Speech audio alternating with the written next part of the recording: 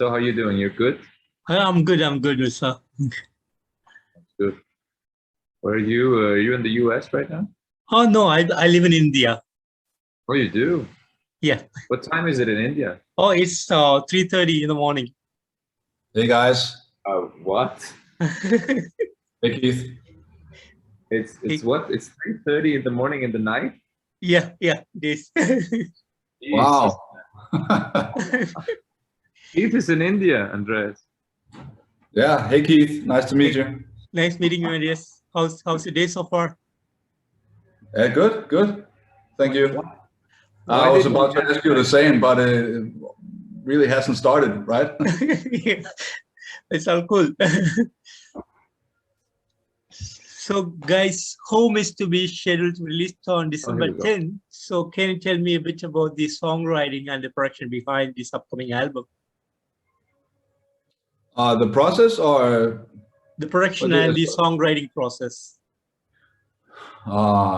yeah, we started 2 years ago. We wanted to do something new with the band. We knew that we were really trying to get out of our comfort zone, and we knew that we wanted not a new sound, but we wanted to take our songs and our sound to a new level, basically. And yeah, that just took a lot of time. So we started 2 years ago, and song number 20, that was Home, and we felt like, okay, this is something new and something cool that we want to do. And yeah, I think we did like 80 songs more after that.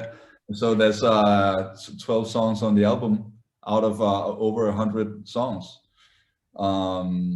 Yeah, but it was just very much trying to do, like, get out of our comfort zone. And yeah, everything from the lyrics that we wrote together, the production, the songwriting, the melodies, everything, even down to the way we play our instruments or the way Mirza would sing. We knew that we wanted to, like, go to, at least we think so, the next level. So yeah, that just takes time when you're trying to reinvent yourself, I guess. Absolutely. Wonderful. And was there any particular concept that was put behind this album? Yeah, we kind of tried to, especially with the title Home, we wanted to do something that situations that would encapsulate everything going on at home, since we've all, as you know, been home. So we dwelled on the beautiful and the less beautiful sides of having to be confined home and not travel and not tour and stuff like that. And these 12 songs are a very good representation of, and an open door to our personal feelings. But I believe and I hope, even though it's personal, that people can take something from it and you know and use it for themselves, or maybe for a situation or things they're going through, and use the music in that way. That would be amazing, because that was the idea. Wonderful. And any plans on the day of the release? Yes, we're gonna throw a little party here at my place, actually. Okay. We're doing an in-store show, little in-store intimate show tomorrow for friends, family, and the fans here in Copenhagen. That's tomorrow, but the week after we're gonna throw a little Christmas party here at my place, where we will just, you know, chill, drink some beers, celebrate that we are here now, and that so far it seems that the album has been a great success. So that's amazing. Wonderful. And can you tell me how you guys all got together as the band Siamese, and how this all started for you guys? How the band got together? Yeah. Yeah, but I think I auditioned for Siamese. Was a band. It was actually quite a, well, I think a big thing in the Danish music scene 11 years ago, and I was fortunate enough to actually audition for the band, and it worked quite well. And it's just like the Mirza was kind of like I think Mirza is probably the only original member from 11 years ago. And yeah, we've gotten some great friends and some great musicians in the band along the way, and yeah, here We we were are. called something else back then. The band Siamese existed from 2015 with the lineup we have now and stuff. But before we were listening a lot to System of a Down and you know, those type of bands. So we tried to sound like them. And by 2015, we figured out we have to try and sound like ourselves instead. And that's where we are now. Wonderful, wonderful. And you guys are known specifically for the songwriting, and you didn't stop there just for Siamese, but you even went even deeper and you started writing song for other bands as well. So how did it all work out, and how did you get to the point where you can do much better songwriting? I think Andreas is like he started in Siamese, but at one point for him it started to escalate in the pop industry.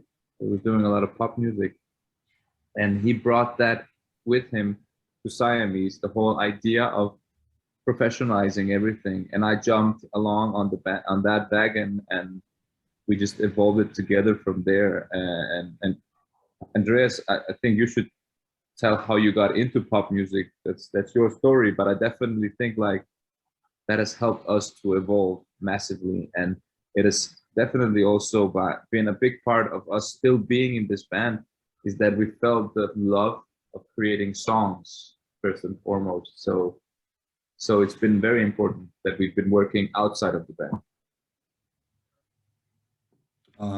Yeah, but I've been doing pop music for a living or pop music. I've done a lot of different genres, but yeah, for 7 years now. And I think it's just there are as many ways of creating a song or producing a song or writing a song as there are as many ways doing that as there are people doing it, I think. And every time you sit with someone new and try to write with them, you learn something new.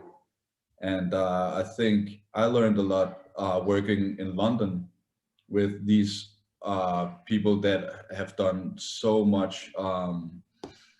Yeah, they work with big artists. Yeah, so I just tried to learn as much as I could, and think yeah, I was able to use that in Siamese, but I would say also a lot of the stuff we do in Siamese, I actually take that with me the other way into pop sessions. So that's pretty cool, I think.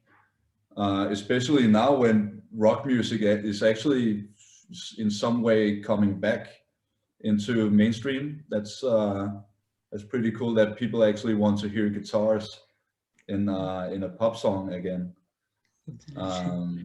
Yeah, so it goes both ways, I think. Wonderful, wonderful.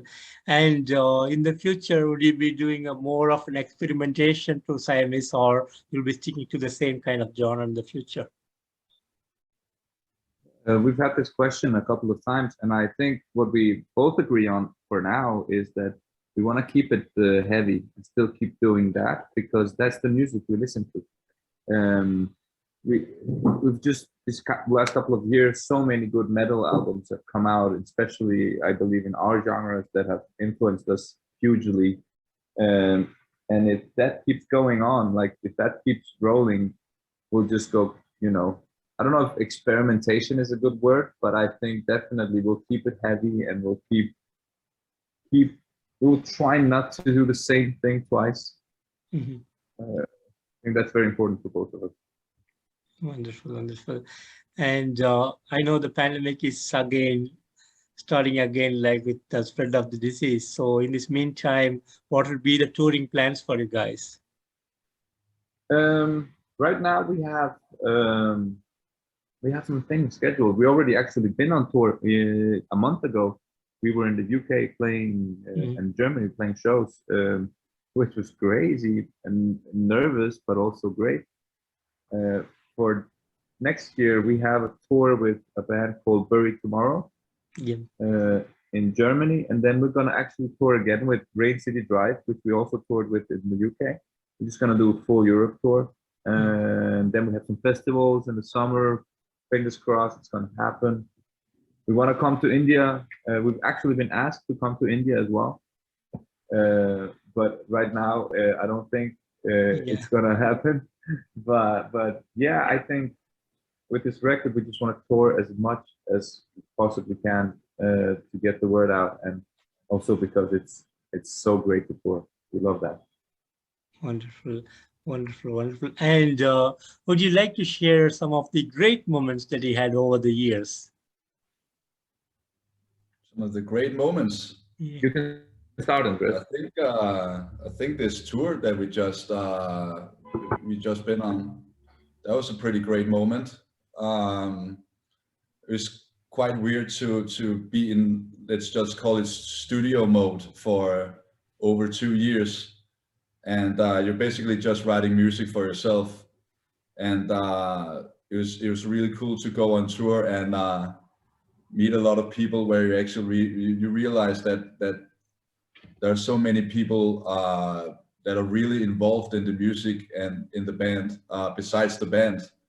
And just talking to people before and after the shows, that was a pretty great moment for me, and I think for everyone else in the band. And yeah, just basically the reception of this album, we put so much energy and time into it. It's just we've never gotten this reaction before from everything, from anything we've done. So yeah, it's a pretty great time right now.